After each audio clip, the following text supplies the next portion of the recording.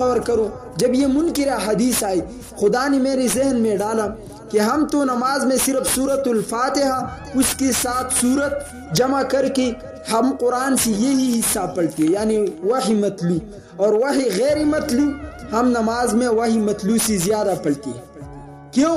اللہ اکبر قرآن میں نہیں ہے، اس کا ذکر حدیث میں ہے۔ ہاتھ اٹھانے کا ذکر قرآن میں نہیں ہے، اس کا ذکر حدیث میں ہے۔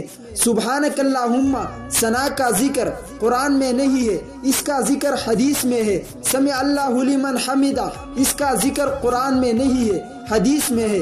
رکوع سجدے کی تسبیح کا ذکر قرآن میں نہیں ہے، حدیث میں ہے۔ تشہد کا ذکر قرآن میں نہیں ہے، حدیث میں ہے۔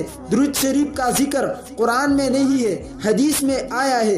سلام کا ذکر قرآن میں نہیں ہے، حدیث سے آیا ہے۔ اب رب نے کیا کیا؟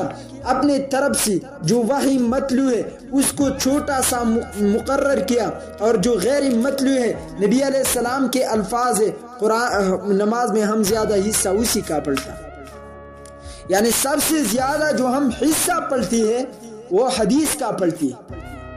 دعائے قنوت یہ ایک منسوخ صورت ہے، ہاں یہ سمجھ لو، جس کو سورۃ الحفظ یا خضع کہتے ہیں، خلع ہم پڑھتے ہیں۔ لیکن جب ہم روزانہ 5 وقتہ نماز پڑھتے ہیں تو ہم سب سے زیادہ حدیث اسی میں پڑھتے ہیں۔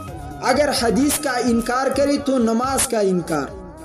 مجھے آپ بتائی، قرآن مجید نے اجمال کیا اور محمد مصطفیٰ نے تفصیل کیا۔ ماں نے ایسا بچہ نہیں جنا خیبر پختونخوا میں کہ عقلی دلائل کے میدان میں میرے سامنے آ کر